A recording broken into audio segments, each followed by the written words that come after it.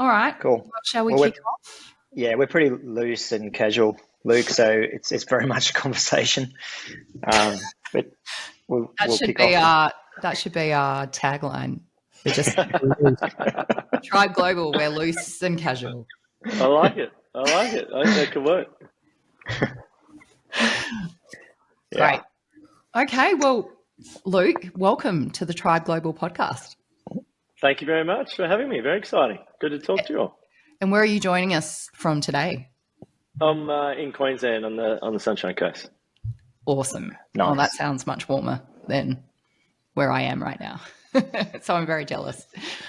So, Luke, I guess firstly, congratulations on the announcement that has come out over the last couple of weeks about the raise that Safety Culture recently did and the valuation uplift that you saw. Is there any, we've talked about it a couple of times on the podcast here actually, and insofar as what it means as a signal for the market at the moment, particularly for companies that are outperforming. But is there anything you want to say about that perhaps hasn't already been covered in the media? Well, the first thing is, Elaine, we didn't actually announce it. We got a call from the AFR to say they'd pulled our annual returns and our lodgements and said, we're going to write an article because it looks like you guys had raised some money. So what do you got to say about that? And, journalists, have a job and that's great. It's short form narrative, I guess, is what they provide. And so I thought it was probably better that we provide some context rather than, making them trying to write a story with minimal information. So, what came out last week in the AFR was a result of that. And I spoke quite candidly about what we're doing, that, we had existing investors that wanted to invest more into safety culture, which is always great. But we also, though, I think, have a responsibility to create liquidity regularly. We're sort of 10 years into this tech journey. And, we've never paid big salaries at safety culture. It's always been reasonable, but usually people have given up a bigger salary in order to join, particularly, people who are more senior in their careers. But the equity component has always been worth significantly more than what they're giving up in salary. And so I think, I kind of think about how we create liquidity annually for those employees. Otherwise, we have pressure to IPO because that's ultimately the biggest liquidity market, I guess, that allows people to sell whenever they want. And so, it makes sense for us to look for ways to do that. So when we had existing investors say, look, we want to invest some more, what can we do? And we're like, sure. So we did 30 odd million in primary. I think it was 34 or something. And then we opened it up to the employees and said, who wants to participate? Which is interesting. Like, it's such a great thing to be able to say to your employees, hey, all of your hard work is worth something significant, life-changing for a lot of people. And that creates, some decisions for people, I guess. They're going to go home and talk to their partners and their families and say, what do we do?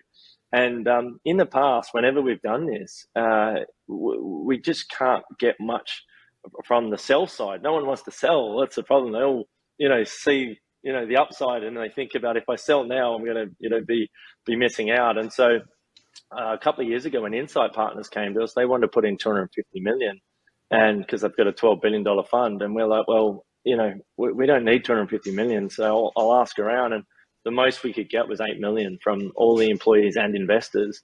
And so, we agreed to sell some primary, which is the equity the company owns, and a bit of secondary. We managed to put it together for them. But otherwise, it's been really difficult. So thanks to interest rates and the cost of living going up, I think this time around we'll see a little bit more activity from people saying, hey, we want to pay down our mortgage or do a bit. So that creates opportunities for investors as well. So it's a good thing. Oh, it's absolutely a good thing. And even if you've got employees who don't take advantage of it, what's important, I think, is that they have the option to, if they want to. And I think that's really powerful as an incentive. Yeah, equity is often this thing that kind of you don't really get to ever see for a long time. And I think once you give people the option to say, would you like to sell some? And it'll be real money in your bank, all of a sudden it gets very real for people. So it's wonderful to see. I think it's a great testimony to what you're building. The fact that, you know, a lot of the stuff don't actually want to sell down that equity stake. Like, do you think that using that as a tool is obviously galvanized the team, but was that always a strategic plan to kind of balance salaries versus that equity option? I think equity, by design, employee share programs are there so that you get to benefit disproportionately, really, in what you build together. And so, it's definitely set up in a way that it has that effect, but it's not a sure thing. It's a risk, just like investing is a risk. And so, I never took any money early on from sort of friends and family. As much as they were badgering me, I was saying, you could lose your money in this thing. Like, I don't know what's going to go. And for whatever reason, I accepted money from my dentist originally. The first $10,000 I ever got came from my dentist, and it's worked out well. But I had good friends saying, "You're taking money from investors that you barely know. Why won't you let us be part of this as well?" And eventually I kind of started to say, "Yeah, okay, well, you got to understand the risk. If you lose your money, then it's not because I didn't warn you." And fortunately, it's all worked out really well, and it's changed a lot of people's lives, and so that's great. But equity is a two-sided coin, and a lot of the time it doesn't work out for people, and people have to factor that in. So it is a testament to that. But we've even had employees asking to put money into safety culture in this round as well. There's $3 million was put forward as saying, well, we want to be able to invest more. And so the belief in what we're building and the opportunity has never been higher in the 10 years that we've been going. I've never seen it this high in terms of just the entire team so motivated and driven by the product that's coming through for customers and the impact. Like, we built a checklist app, that did well, but it only ever touched 2 to 5% of a team. And so our value proposition was never an organizational wide one. It was always, the managers of a Coles supermarket, they would use us, but not the rest of the team. And so that's fundamentally changed just in the last sort of 12 or 18 months, where we now have a platform that does training and incident reporting and asset management, all sorts of things. And so, it's just, deal size has doubled in the last year. Everything just keeps going up. And so everybody's pretty excited by that. And we often run into founders that have that big vision of doing all those different, I guess, functions across an organization. But the challenge they sometimes find is getting the critical mass of momentum. Do you think you could have started at day one with all of the different functions and features and still had the success that you had? Or was it starting really niche with a very simple product that then you took wide? Yeah, I think doing one thing well is always a good starting point. Trying to boil the ocean or forgetting that the main thing is the main thing. Like, you've got to solve something and do it en masse in order to probably get permission or get the support or the license from investors or whatever to then go and solve adjacent problems. And so that is something that I think, we did. In saying that, though, the vision that we had, and I've got the sort of mind map that I created in 2011, we're still on that same roadmap. It's still pretty much the same. So that hasn't changed. But I just didn't talk about 90% of it most of the time, because people would then say, oh, I think you're trying to do too much. Investors would say, you guys just need to focus. And so I just stopped talking about all the other stuff for a long time and just kind of did it a little bit on the side. And finally, it's all come together. It's great for the team as well. People look at it and they go, wow, I had artificial intelligence in 2011 on that roadmap, and it's written there, and we've got it printed in the office. And I probably didn't know what that meant at that time, but it was part of it. And so it's great for everyone to start to see that come to life. And look, we often love to go through the founder story and the genesis of the site, but I feel like that's covered so incredibly well in the founder series that you've launched, and also previously in the New Hustle, which was a phenomenal, I think, asset for our ecosystem in Australia and just a great storytelling resource. But can you talk about why are you creating this founder series? Like, what's the reasoning behind it? What's the genesis of that? All right, I'll tell you. there's two things. One, I kind of have a passion for film and photography and stuff. Have since I was 12 years old. I could never really do it, as a business or anything, I guess. So it was always just a passion. But when I was a surveillance operative, I used to shoot a little bit for Channel 9 on the side in Sydney, and I'd sell them footage and news stuff, things that were happening. I'd be in like sieges in Cabramatta and things like that, like crazy stuff. It was pretty cool. I enjoyed it. I was, 20 odd years old, and I'd have a police scanner in the car, and I'm spying on people. And I sometimes was doing joint operations with police as well for different things. And so I'd be in the thick of it and just absolutely loved it. But then also from a photography point of view, I started a photography studio with a couple of friends up in Townsville, and we were doing weddings and commercial stuff. So that passion was always there. I just couldn't really do much of it. But then in 2015, 2016, when we moved and opened the Sydney office, no one knew anything about safety culture. And when people came in for a job, you'd be trying to explain, this whole crazy vision, and people would be like trying to digest the whole thing in, a 1 hour catch up meeting, whatever. And so I kind of started to think, how do we tell this story en masse? How do we get it to lots of people? And that's when I kind of, I knew Mel and Cliff well at Canva, and I got to know a few other people, and ended up doing it with, there was another company in the New Hustle, the original one. There was another company, was Invoice to Go, I think. They were originally, we started filming with them with Chris Strode, and he's a great guy. And he was like, I don't think this is for me. He's a bit more low key. He's like, I don't probably want to be in a film. So it ended up being the Vino Mofo guys, who happen to love, being on TV and doing stuff. So Andre and Justin joined Mel and Cliff and I, and we kind of then, did this story. And I was going to do a series then, and it just ended up being too hard, and it was this side project. So we jammed it into one 52-minute documentary, and that was great. But and when we released it, it actually didn't get much traction. And then over the next sort of 18 months, 2 years, it started building, and then Qantas picked it up for in-flight, and then more and more people started to hear about it. So over the sort of 5 or 6 years since then, most of the views have been in the last 3 years, and the 500,000 people that watched it. And so I had someone at Netflix originally said, could you do a series? And I'm like, well, I'm kind of busy with this day job thing over here. But as time went on, more and more people kept asking, like, this is, one more of these stories.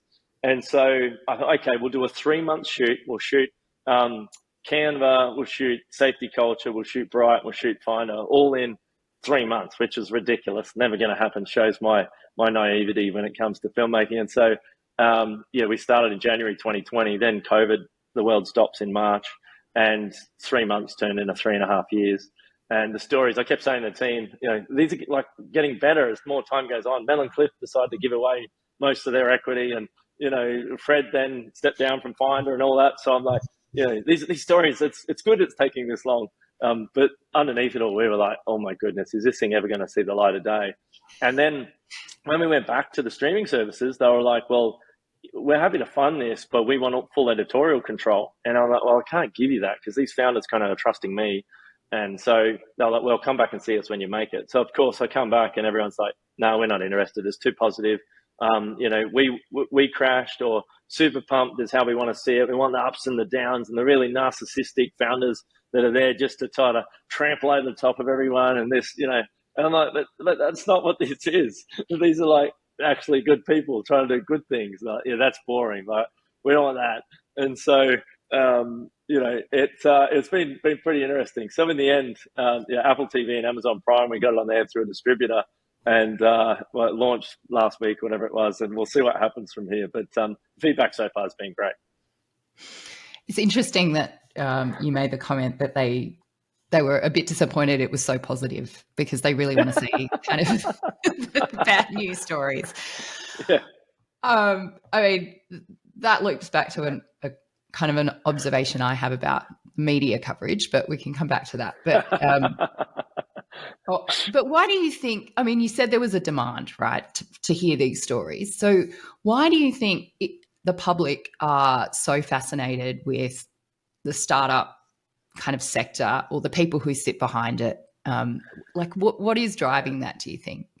I think we're just demystifying it. Like, you read about these companies in the papers and the AFR or whatever, the tech journals that cover them, and it's usually, a big headline about a valuation going up or down, or a team that's getting it right or wrong, but it's usually not balanced, and it's usually not a deep narrative. Sometimes you see sort of more investigative journalism, which does go deep, and I think what Hedley Thomas has done with the Teacher's Pet and those series, where they're journalists who actually are saying, you know what, I'm going to take this into my own hands and I'm going to tell a long form narrative, and they get rewarded for that. And so I think we're kind of seeing this I guess the internet's driven it, but this age where it's all about getting clicks and eyeballs and time spent on a page and this kind of stuff. And so the industry's rewarded that fast turnaround type pace. So I don't think it's the journalist's fault for it, but that's what we've created. And so, I think this is more of the longer form narrative, and it's in our own words. It's founders explaining it from their point of view. And most importantly, it's why they created these companies, because usually that doesn't come through, and it's often cliche. It's often, I just wanted to, make the world better. I want to do something that made things like, to most people, it's like, well, so what? Like, don't we all? But these founders kind of had the courage to then go and take the first step. Or in Catherine's case, she was at Macquarie Bank with 2 young boys, and she says, you know what, I'm going to give up the high paying job and the career. My husband's going to try and help support us, and we're going to do this solar finance startup. And people can relate to that, because that's more ordinary, that's more everyday, and that's most people. And so, I think as much as I enjoyed watching Super Pump, the Uber story, like that was awesome, but I wouldn't want to be that. And so, I think entertainment and drama is one thing, but, authentic storytelling is often something different. And I think that's what people can relate to. And the founders are all quite different. Fred Trebeska from Finder is very different to everybody else, as I am, as Mel is as well. Mel is at Canva this incredible product visionary. I don't think I've met a better visionary than Mel. She can dream up stuff that doesn't exist day and night.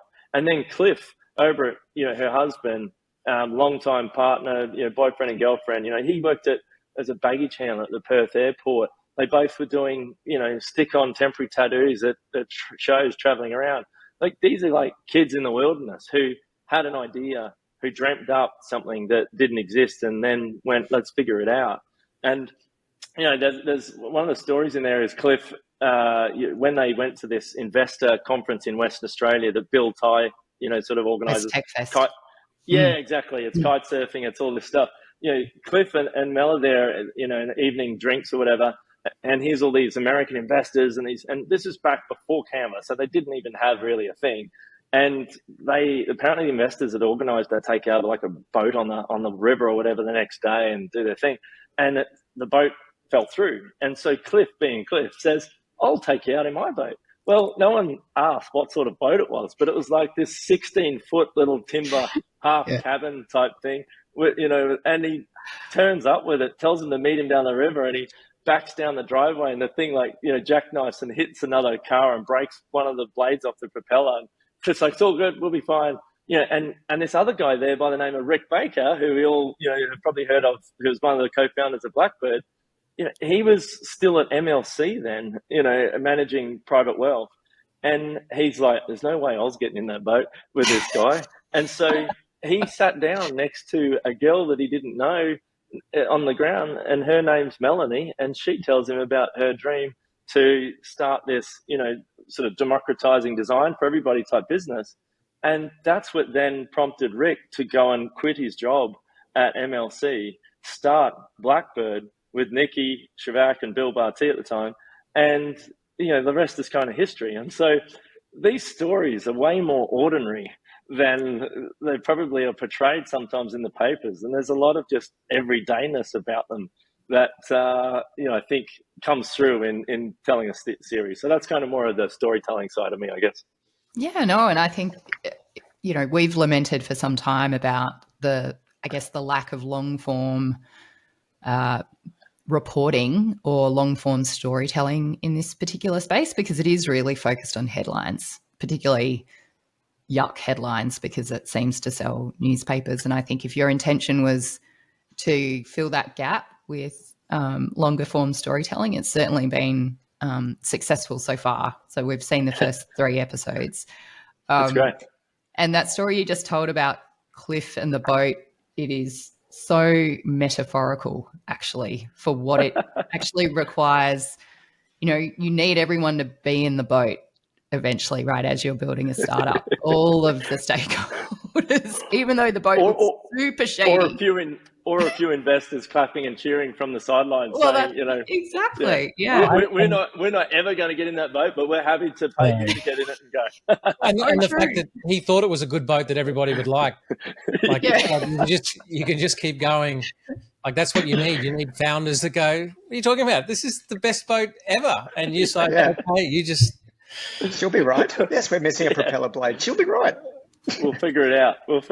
And Cliff does that every single day. It's unbelievable. It's so good. I can remember, I don't know the name of the company, and people would be able to find it easy enough, but Mel and Cliff were living at my place for a little while in COVID, and Mel found this app that cut out backgrounds. And she was like, this is awesome. Like, we should really look at this. 3 weeks later, Cliff's acquired that company. Like, that's how fast he moves. Like, they're just unbelievable. Mel dreams up stuff and Cliff helps make it happen. They're an amazing team. There are a lot of golden nuggets in the series, but Luke, there was one of your lines that stuck in my head describing the life as of a founder as perpetual incompetence, I think was the phrasing you used. But it was that having to constantly learn new things and learn new skills. And I'm really curious, like, how do you navigate that? Like, from your genesis through to where you are now, how did you learn these new things? And what was your approach to upskilling? I think it's nearly broken me a few times, but Scott Farquhar said to me right in the early days, he said, the hardest part of building a business will be to grow personally at the rate of the opportunity. So in other words, what this will demand from you in terms of constantly improving, being better with your time, being, able to prioritize and focus on the things that matter and all that sort of stuff. That's the hardest part. And so, I think different founders probably are more suited to that growth path than others. And it doesn't really matter, to be honest. Like, I've never wanted to be a CEO. I didn't even want to build a big company. I just wanted to solve a problem that I thought was worth solving. And then I just, tackle the next problem and put myself out of a job by hiring someone who can do it. And so that's the nature of scaling a business generally. You're constantly figuring out how to do something that you don't know how to do. And then you hire someone who can do it, who's probably better than you, and they carry it forward. And then you go on to the next thing. And so it's definitely been the hardest part. Scott was right. Turns out he knows a few things. And I think that never really ends. I think I've put a lot of myself into safety culture over the last sort of 10 years as a tech company, and then probably the sort of 5 or 10 even before it was a tech company when I was trying to figure out what it was. And, in the founder series, I talk about all the things I'd tried. I think there was like 19 different things I'd done and businesses I'd started. One of them was I got the rights to some of the shopping centers. When you push a trolley outside the car park, it locks one of the wheels. It has a wheel on it. Well, I saw that back in like 1999 in San Diego. This company created it. And I negotiated to get the rights. I was a 22-year-old to get the rights to distribute that in Australia. And I had a mate who worked for a company that did electrical work, and they built the new Parliament House. So they came on board, and I put a proposal together. I spent 10 months of my life sleeping on my mate's couch, and I could tell you everything about every trolley that gets lost in Australia, how much it costs, where they go, all this kind of stuff. And I could not sell one of them. No, Franklin's at the time, Woolworths, Coles, they were all saying, this is not something we want to put in because they'll just go up the road to the competitor. And it was just, I was too early. I was, 10 or 15 years too early. So, I tried lots of different things, and most of them didn't work. And I just kept trying. So, it's definitely a challenge. And it's not for everyone. I think that's the other thing too, by looking at this sort of founder series, the goal's not for everyone to go and be a founder. Like, that's not it at all. Like, and some people ask me, is it a choice or a personality? And for me, it's just more of a personality. I'd probably be a terrible employee because I'm constantly coming up with new stuff all over the place. But there's this whole incredible team of people that are part of that founding story, and families. Everybody's on the bus, in the boat, And I think that that's sort of what comes through. So yeah, it's just an interesting insight. It is. I think, you mentioned before that there's an ordinariness to what founders have to grapple with along the way, but then they do this extraordinary thing often. And I think Scott did say in your first episode, maybe, about there's nothing natural about what a founder has to deal with to scale up its business. and you mentioned how you have to kind of grow along with that, and it isn't for everyone, that is for sure. Was it as simple as just tackling each next problem as it came about, as you just described? Or do you think there is something fundamentally different about the way that you approach the world? Perhaps you see problems as challenges that you just, get a lot of satisfaction out of solving them, or perhaps you like the challenge of doing something different. Or that, like, what was your approach to managing through that process, which I imagine is, complex and multidimensional and requires a lot of personal growth as well as, smarts growth. How did you approach that? Yeah, I think, like you said at the start of the question there about, is it simple? You're sort of asking. I think business is actually simple. I think the actual exchange of value between, a company creates a product or a service and a customer then pays for that product or service. That is really simple. It's not easy. Simplicity and ease are two different things. And so I think the concept of exchanging value, and that's what I probably started to get my head around in my early 20s, was if I create value for someone else, then they're willing to pay money for that. And then that's the value exchange. And if I create value for lots of people, then people will give you lots of it back. And so you can do more with it. And so that concept of value creation, I think, was fairly simple and straightforward in my mind. The path to getting there, though, is the hard bit. And, I think, yes, everyone's unique, and there's no two paths the same. There's no right way or wrong way. There's just some things work better than others. But, I think there's a few things that help. One of them is humility. I think ego and the insecurities that come from fear and feeling like people are not enough and trying to prove themselves, that is one of the fastest ways to come undone, because you're kind of masking what your true vulnerabilities are. And I think you've got to turn your vulnerabilities into a sort of strength.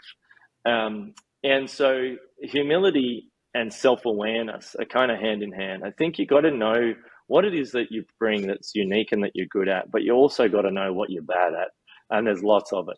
And so that's the key to then hiring great people, because you can say, I am terrible at this. I'm never going to be good at it, but you seem to be amazing. So there's the opportunity. And I think that humility, that vulnerability, then creates opportunities for others to want to come in and help. If you're trying to pretend like you've got it all figured out and you've got it all together and you're the sort of smartest person in the room all the time, then that doesn't create much opportunity for other people. And so I think that the more you bring that self-awareness, show vulnerability, be open about the things that you're not good at, that's a pretty good foundation. Because out of that, you can also have a fair bit of curiosity around, well, why is it done that way? Or can it be done better? And it creates a safe space for people to then talk about why not and what if, and maybe that isn't the best way, but this could be. And those kind of productive discussions and those what can sometimes be spirited debates in product teams, that's kind of the magic essence, because it's usually not the first idea that anyone has is the great idea. It's usually the 10th iteration of that, the 10th version of that, after you try and create something, it doesn't work and you get feedback and all that kind of stuff. And so I think, at Safety Culture, I've always tried to create an environment where people can bring those qualities to the table, and then we all figure it out together. And I think, there's a place for having a vision.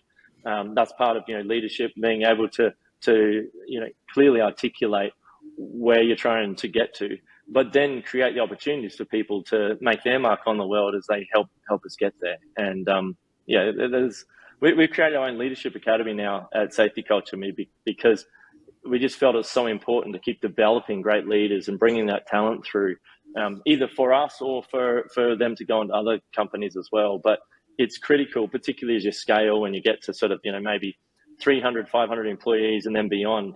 That sort of middle management layer becomes crucial to being able to scale. And if you don't have those qualities, I think coming through the teams, then you can end up struggling to replicate particularly the innovation. You might be able to still manage the business, and you manage go-to-market teams, and you manage your, the processes, I guess. You try and manage through process then. Whereas a big part of my job is ripping out process and red tape and getting rid of it. So as we grow, every time I see more process, I think that's going to slow us down. I want to take it out again. Whereas when you have teams that are struggling to innovate, they'll tend to try and scale through process and procedure, which can work incredibly well and has done for companies, all over the world. You think of lean manufacturing and Toyota and all these kind of stuff. They kind of, I guess, put innovation into a different area, and then the sort of the core business is managed differently. Whereas we try and still bring that innovation across the business, wherever we can. And you talk about the humility and self-awareness, and we definitely agree that those are some key ingredients.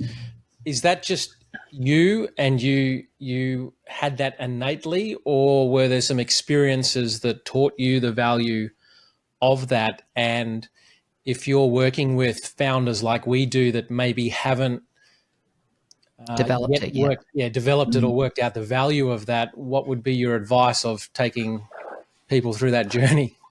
Oh yeah, I get stuck as to what I would have changed about some of those experiences, because some of they've formed and shaped who I am today significantly. But as a young sort of 20-something-year-old, I was so passionate about anything and everything that I was into that it would turn people away. It was too much.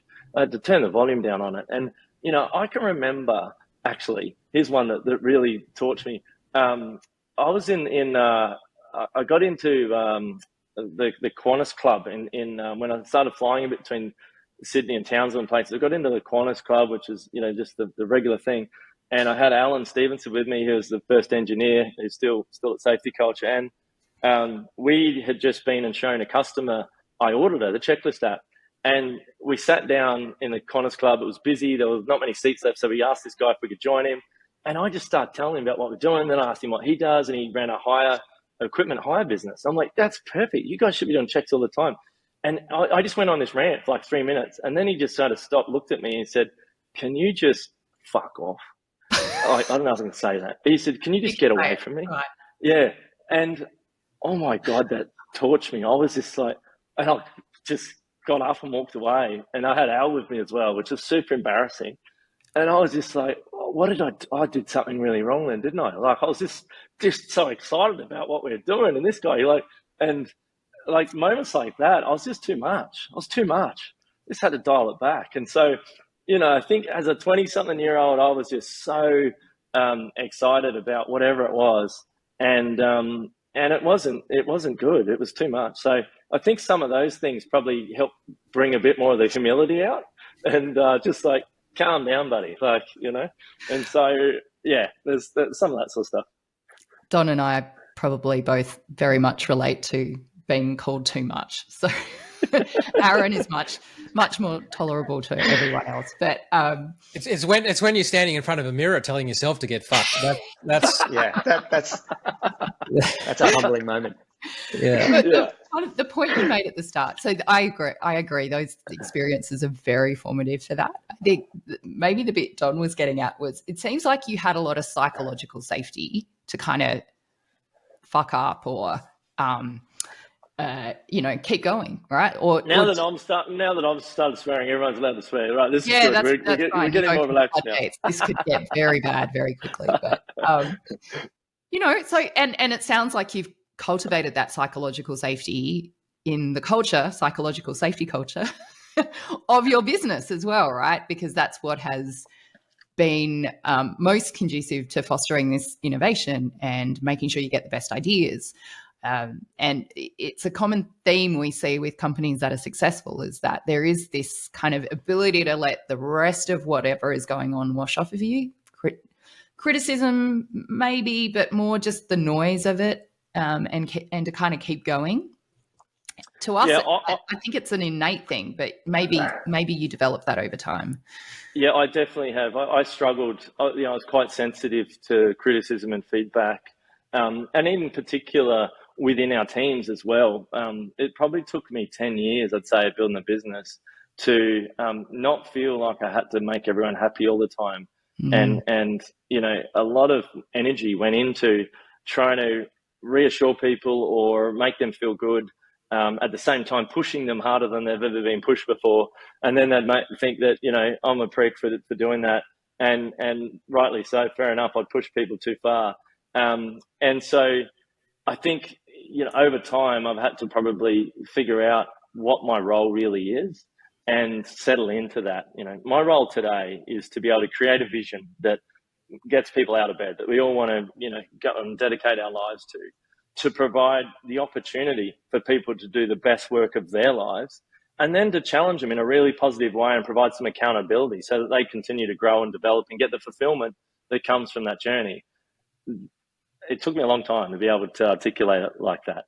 And so I was very sensitive, I can, a lot of the time I'd piss people off and things like that. And, fortunately, a lot of those early staff are still with us today, and we laugh about it now and say, boy, oh boy, you were hard, but they also say that's probably when we grew the most too. And so, my justification is that I didn't know what I was doing either, and we're all just battling. And so, I'm doing my best, they're doing their best, and it was just tough.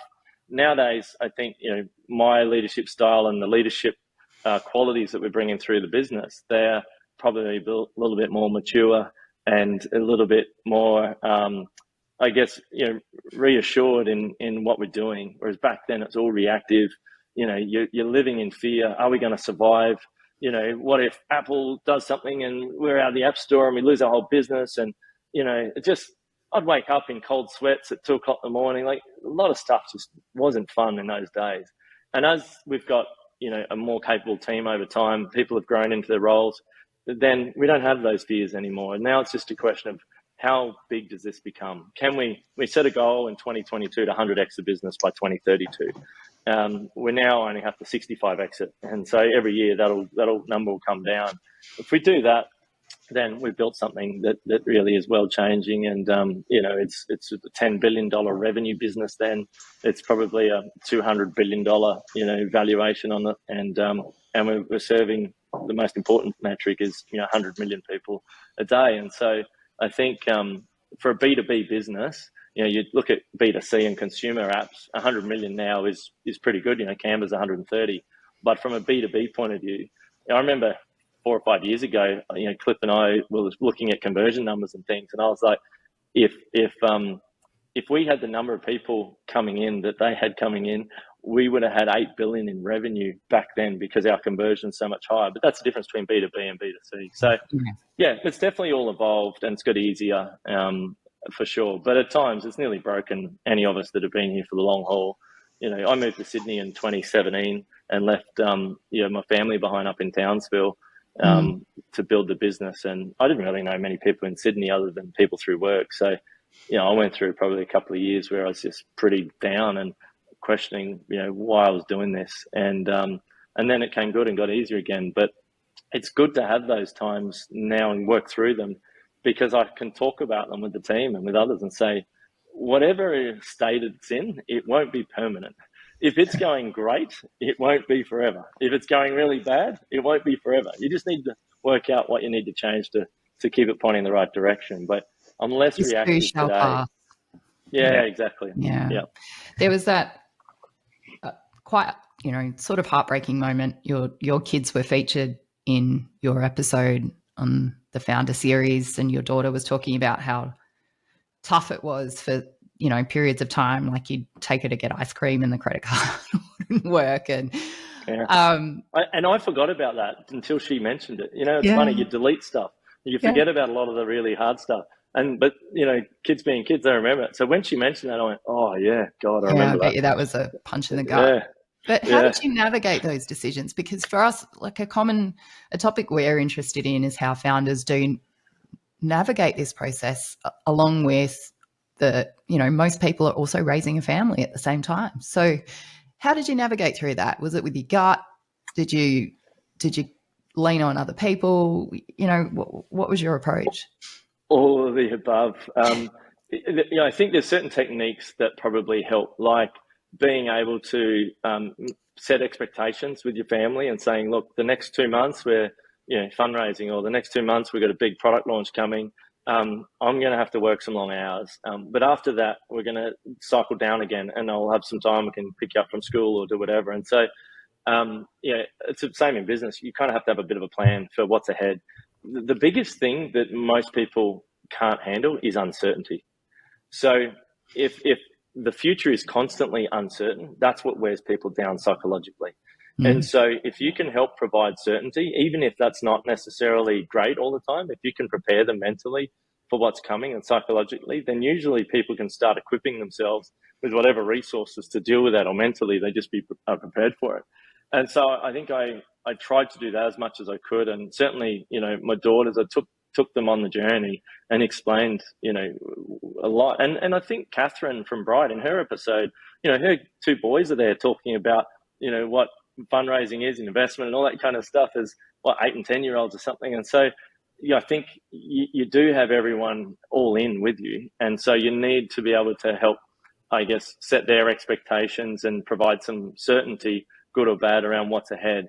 And then people will usually surprise you with what they respond with and how capable they are at dealing with stuff. People are not as fragile as what we think, unless I think we treat everybody like they are. And then, and we're seeing this a bit today with I sound like a real old person now, but some of the younger generation coming through, they're stuff that you see people complaining about. Like we did a customer survey once, and annual thing. Well, what's the one thing we could change, whatever? And someone said there wasn't almond milk in the fridge at work, and I had to go down the shop to get almond milk for the coffee. It's like, really?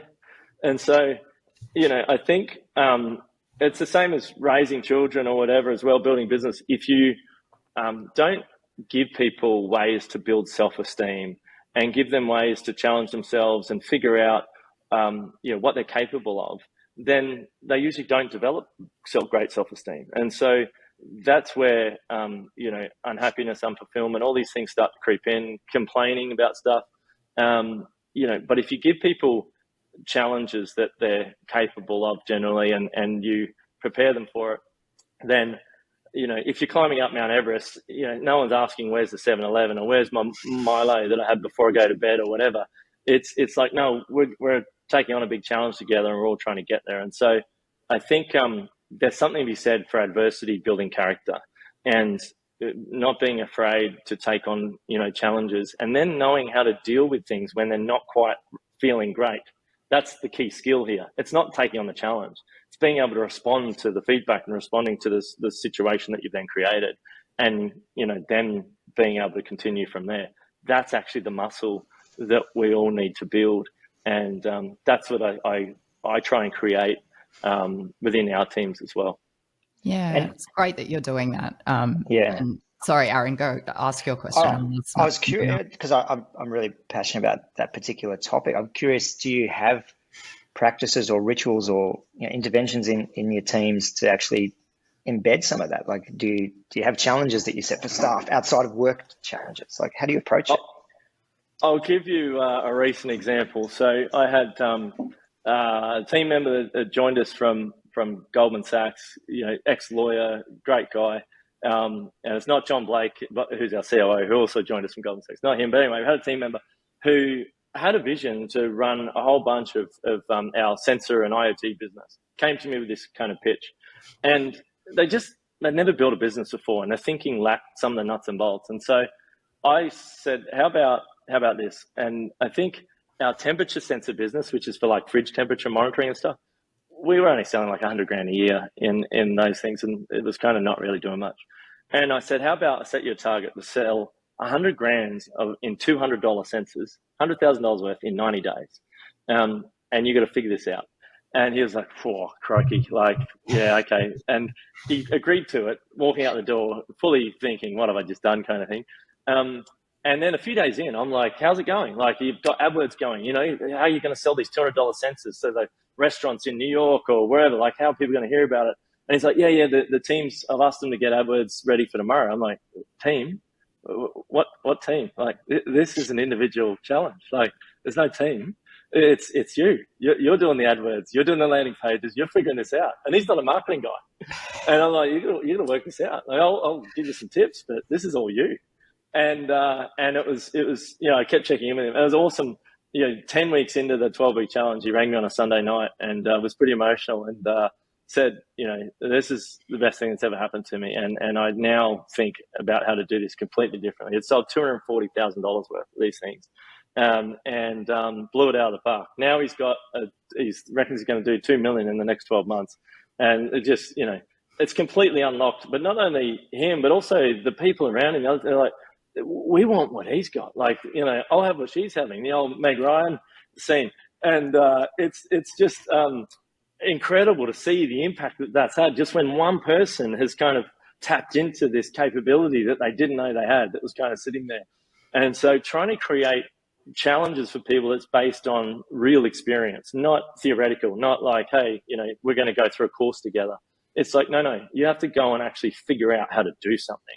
And I actually had, I don't know if I can say this, but I had UQ, some of the team there talking to me a little while ago about like an entrepreneurship program or something. I said, I know what we can do. We'll do like a 90-day challenge and like it's going to test them like you wouldn't believe. And, you know, someone at work, sometimes they might get a bit stressed. They may not sleep, all that kind of stuff. They're like, oh, no, we probably can't do that. That's a bit too full on. And I'm like, well, I'm probably not your guy then because, you know, otherwise what are we doing? And so, you know, you've got to be able to create these challenges, I think, that are actually, you know, real and, you know, people lose sleep over it for a bit until they figure it out. Like if it doesn't mean that much to them, then it's probably not going to be that great at the end of it, frankly. That's so true. I think a big part of leadership is how do you walk people through that process so they feel empowered, right? And most influential person in my professional life was excellent at that. Also very harsh on people too, but excellent at kind of setting the table for you to go out and solve a problem, and then you feel amazing because you've managed the other thing we've done a bit that's been quite good is, and I stole this idea from Craig Tiley, who runs the Australian Open. He's the best CEO I've ever met, by the way. If anyone can ever get a leadership session with Craig Tiley, he is phenomenal.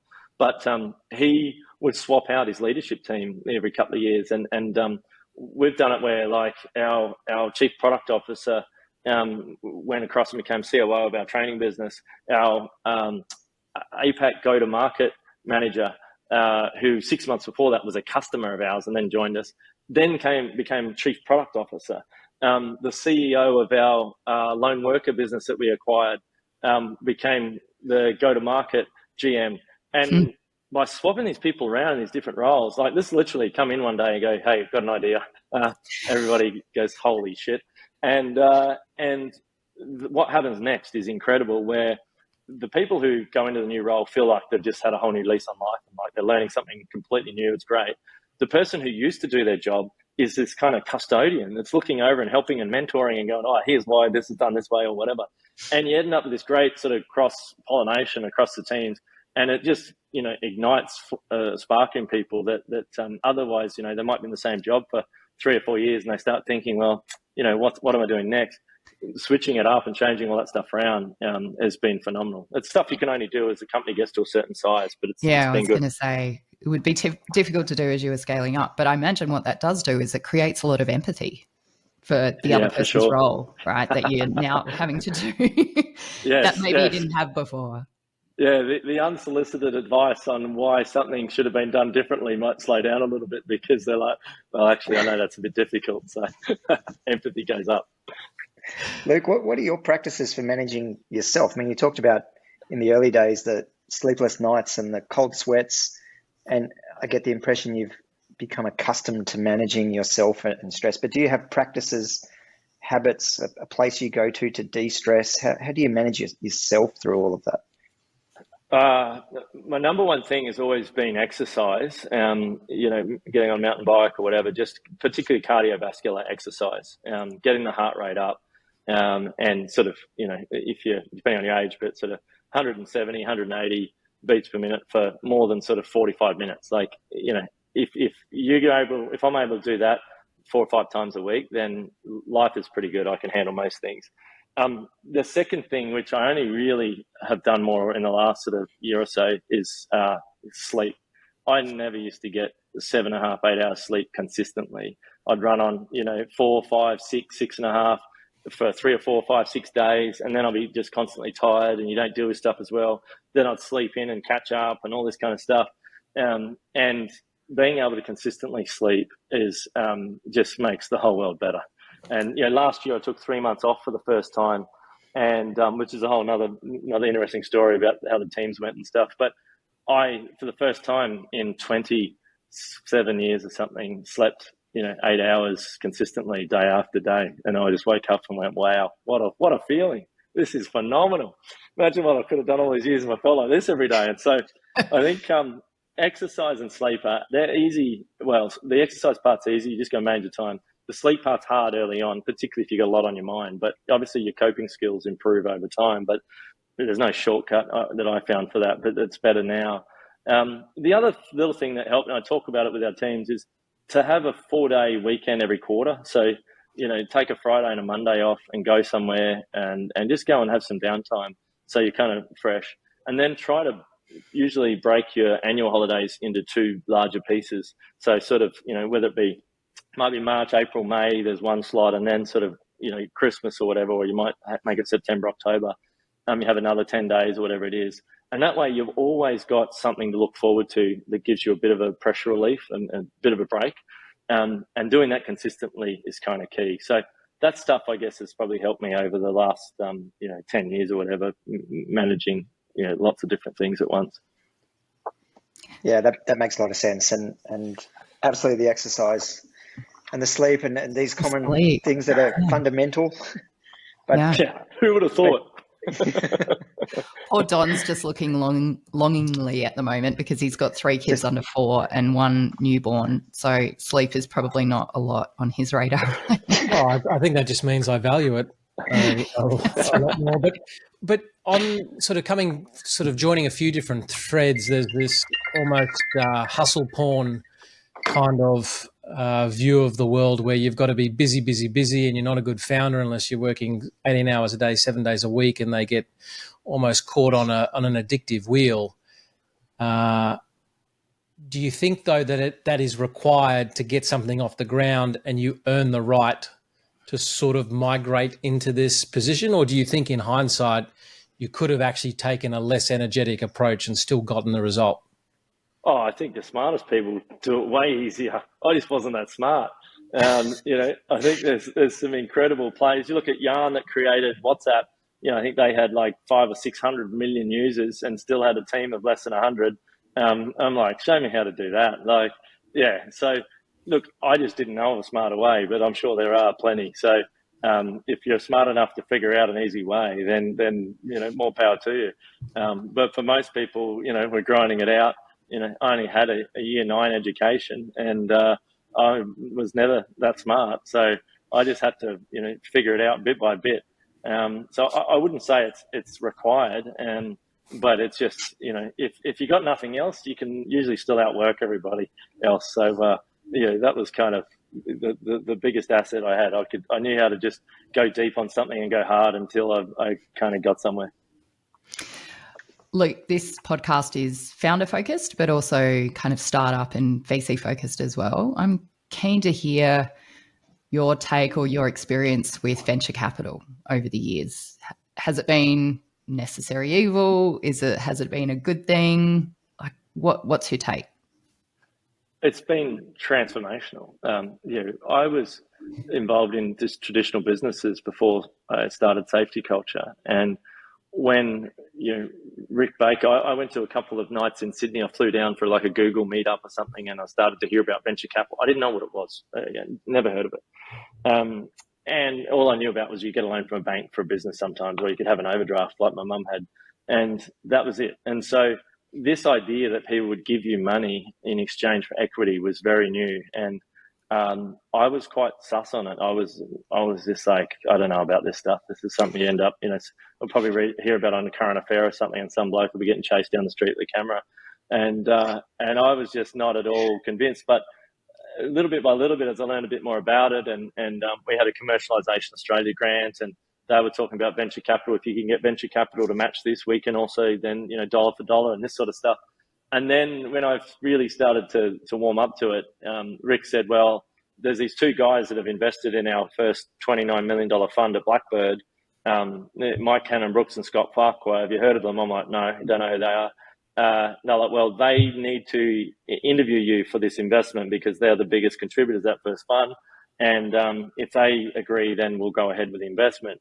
And so after I had an hour with Mike Cannon-Brookes on a Skype call, and then Scott and I hit it off and chatted for ages, an hour and a half, 2 hours, that was what changed everything. I just went, whoa, these guys are the real deal, and they just are way smarter than me, and they know all this stuff, and if I can work with them, then awesome. So venture capital opened that world up to me. That's how I then met Cliff from Canberra and Mel and, all these other founders and people. So it was transformational. Like, safety culture would not be, a global tech business, I don't think. It'd be very different. And so let me sort of put that to one side. Then you've got, I guess, this ongoing pathway. Then you've taken capital. I didn't really understand sort of what that meant, other than we now had money. But what it meant, I've come to understand, is that someone gave those people that money, and on the basis that usually with venture capital, early stage, it's probably going to be a 7 to 10 year plan, and they want to get some money back, preferably more than they gave you. And so we're kind of the horses or the donkeys that they're betting on that are going to turn that into something bigger.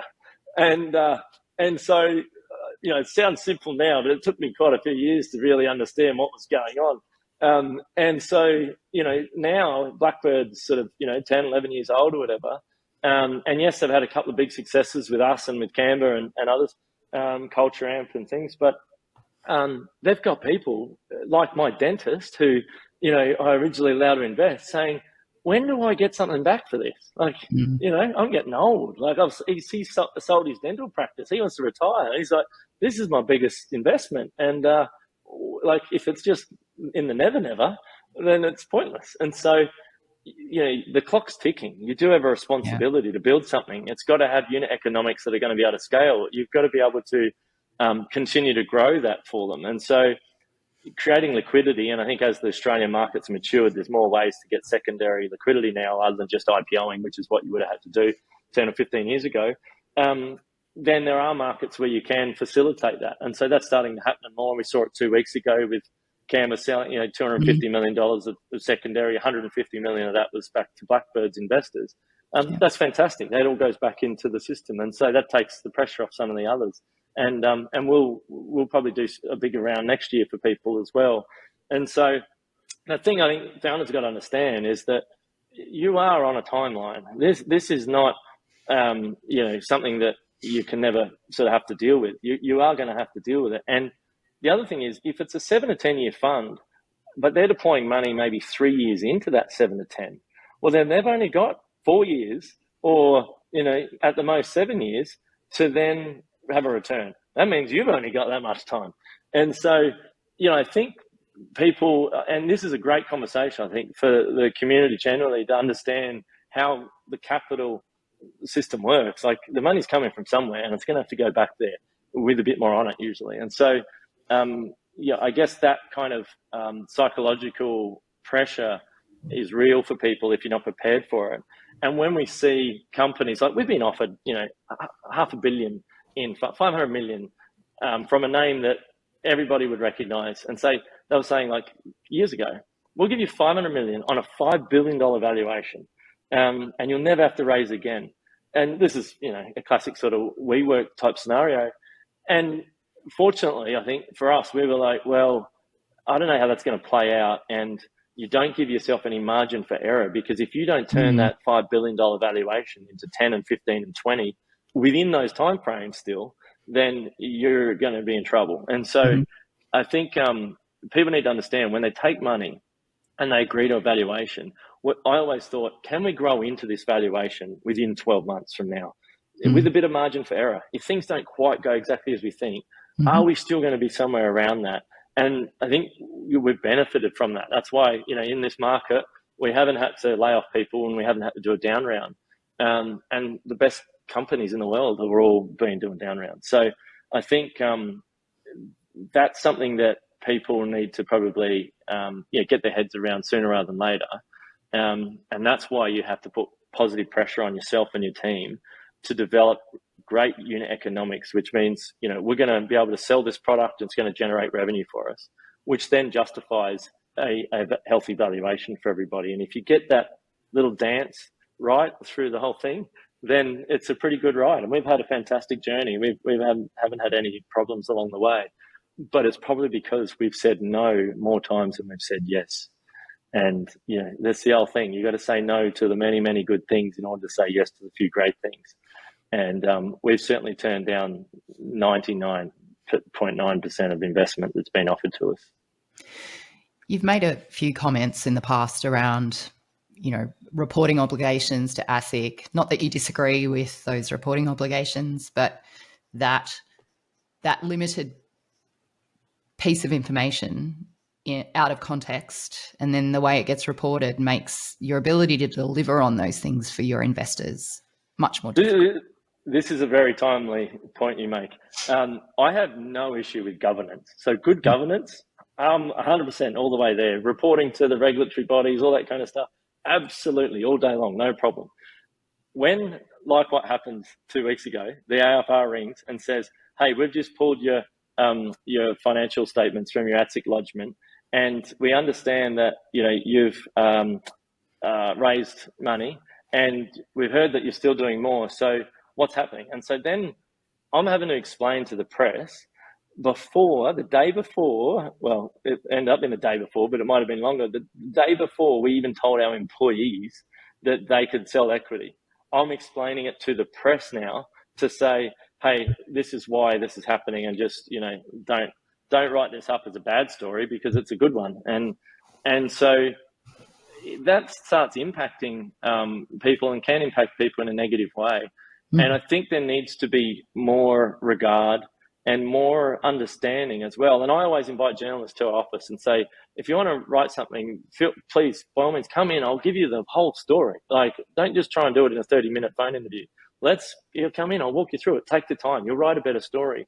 And I think you see that, the Financial Times and things, you see some really great journalistic pieces that come from people that have deep understandings. And I think the Australian sector probably still needs to develop a bit more depth in some of that. You've got it takes time, it takes years. It takes years for us to figure out how to do it. It takes years for people to understand it.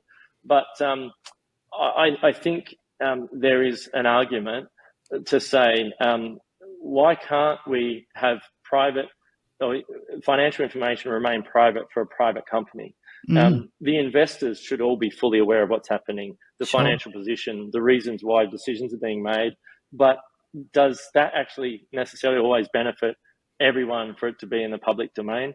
And I think the answer is it doesn't usually matter that much, except for when you're being criticized for stuff that didn't work, because then what will happen as a founder is you'll stop taking risk and you'll stop innovating, and then the whole ecosystem pays the price for that. And I think that's actually all that really matters out of all of it. That's the big consequence, is we're going to get slammed in the press if it doesn't go according to the plan that we said. And so what are you going to do? You're just going to stop doing stuff. And that's unfortunately, that's what's going to happen. I mean, it does happen. It is happening. That's what happens as a result. Look at Mike Cannon-Brookes even now and the stuff that he gets, belted with in the press and all that kind of stuff. And sure, he puts himself out there and he's doing some big stuff. But it definitely has an impact on everyone. You cannot keep taking those hits and then get up and just keep doing it forever. And so I think there just needs to be a little bit more regard for what people are trying to do, provided they're doing it in a way that is compliant with regulatory requirements. I feel like the US media does it better. So I do feel like it does seem like an Australian issue at the moment. Yeah, I think that culturally, though, the US, they tend to celebrate failures and things better as well. So there's a bit of that. We've always had that here, the tall poppy thing or whatever. That's probably part of it. I think there's just a more mature ecosystem over there as well. There's more belief. There's more companies. That the US has had this phenomenal ride. You can look at it from Stanford University owning, all that property up Sand Hill Road, where, until people go over there and see that every building is identical, that all these investors are in, and you think, why are they all identical? Like, Stanford own all this property, and they built this whole ecosystem around that university and all that stuff that came from it. And in the past, when I've criticised the regulatory reporting stuff, I've had people say, well, it's very similar what we do here to the UK. And I'm like, name 3 great software companies out of the UK. Just give me 3. Not 300, not 100, just 3. And they struggle and they scrape and it barely comes out. The US has had this phenomenal run. And so I think the belief in the US about what can happen, how things fail and then turn into successes, I think that's completely different. And we're just very, very early in that. So I'd hope that, 20, 30 years from now, there's probably going to be a much higher level of belief in people taking risks and doing stuff. But we just haven't got there yet. That's all right. I was surprised to hear that safety culture is 20 years old. I didn't know that. Well, they wrote that the other day. I never say that because the safety culture, the tech company, we released iAuditor in February 2012. So that was 11 years ago. Prior to that, I started safety culture in 2004, and it was nothing like this. I was selling training documents with a couple of telemarketers, and it was a terrible business. And then we started selling online training documents, and that was a better business. But it's gone through many iterations. But the company that we see today, we still only had 3 or 4 staff in 2011. And so it was a small, tiny business. And so, yes, technically, if you go from that ATSIC lodgement, safety culture started in 2004. Yes, but the reality is safety culture, the technology company, started in 2012. But even 10 years. My question was going to be, what do you wish you knew about B2B back then that you know now? Like, what would you have loved to have heard as a piece of advice around it 10 years ago? I think there's a bunch of different things, but building product is kind of central to everything. That's where it's at, right? Build great products and everything gets easier from there. So I think, the journey of building great products and that friction that you create in teams to go, why isn't it like this? Or I think it should be more like that. And trusting intuition. I think over the years, we've probably handed over too much to process. You end up with, and that's why, Dovetail got rid of all their product managers not that long ago. Because I think if product management just becomes a process, you've lost the essence of what great product development is.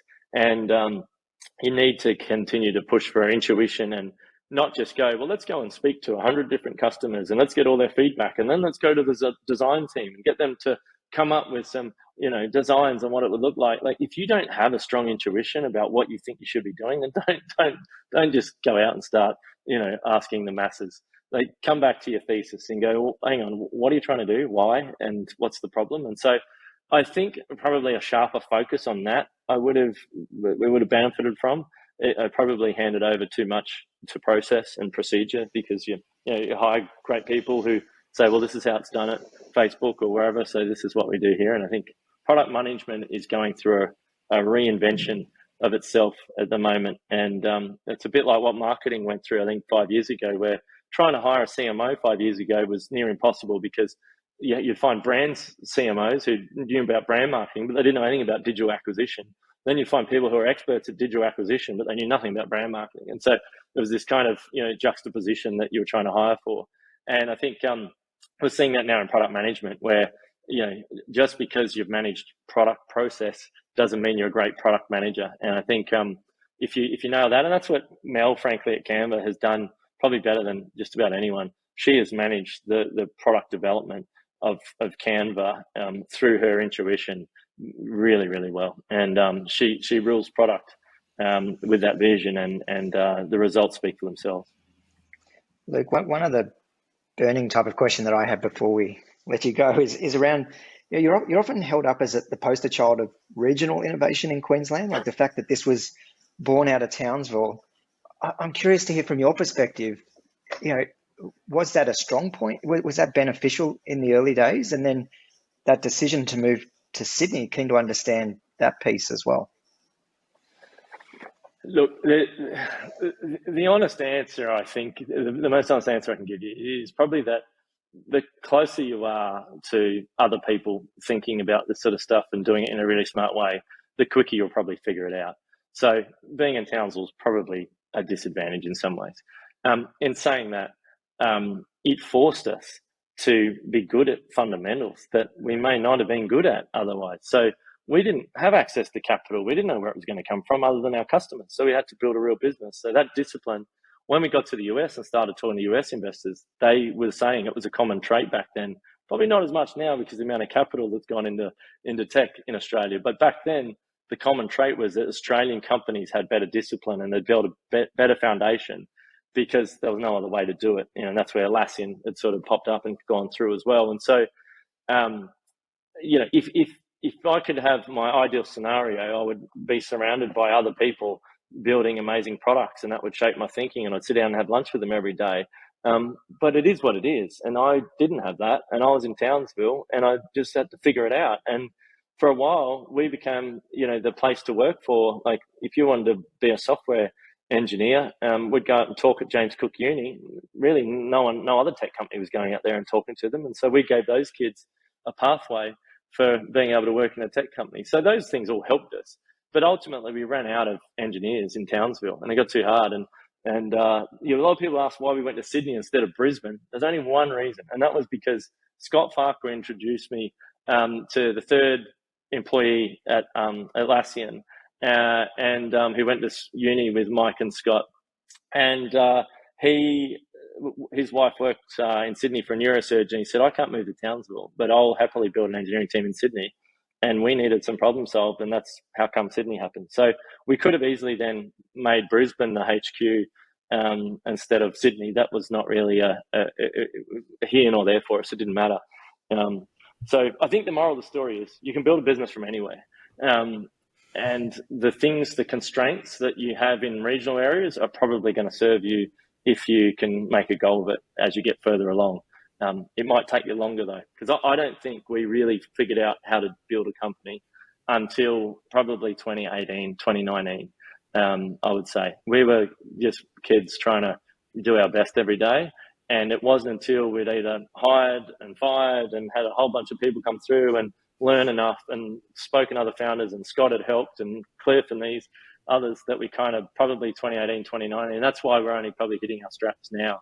And when we talk to investors now, it's pretty cool, because what's ahead for us is going to make what we've just done, pale in comparison. And we have more belief than ever. I think in 2015, when Christian Blazlinski came up to Townsville and invested, we had $700,000 in annual revenue total, $700,000 a year, not even doing $1 million.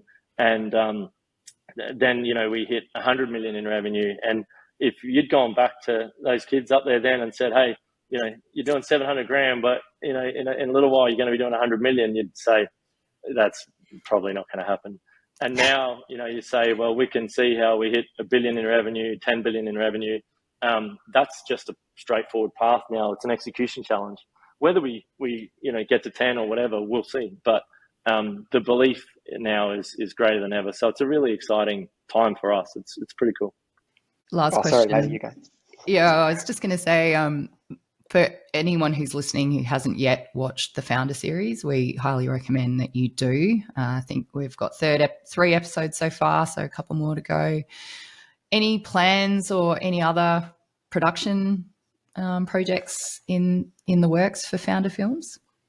We have already some options to go and shoot a couple of companies in the US, which would probably be the right thing for the series to get more life. Like if we did that, it becomes truly a global sort of companies. Mm-hmm. And there are 2 companies we can do are household names that aren't Uber or WeWork, and they're better stories again. So we'll see.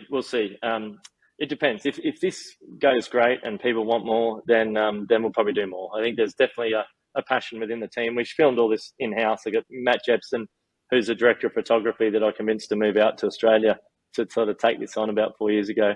And we definitely love what we're doing, and I think you could tell stories all around the world. So we definitely could do more.